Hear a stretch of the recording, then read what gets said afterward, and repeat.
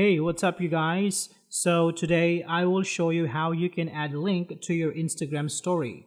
So let's open up Instagram.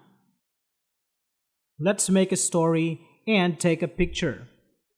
In Instagram, you can only add link to your story when you have 10,000 followers and when you are using a business account. So if you are not in this situation, what you can actually do is add some text and then add some text that says link in bio.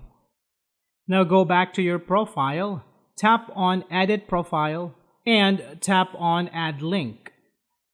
Tap on the plus sign, and then you can type in your link. So for this one, let's just use Google. And then tap on the check button. Now go back to your profile. Now here you can see that there is the link already. If you tap it, it is going to take you to that particular link.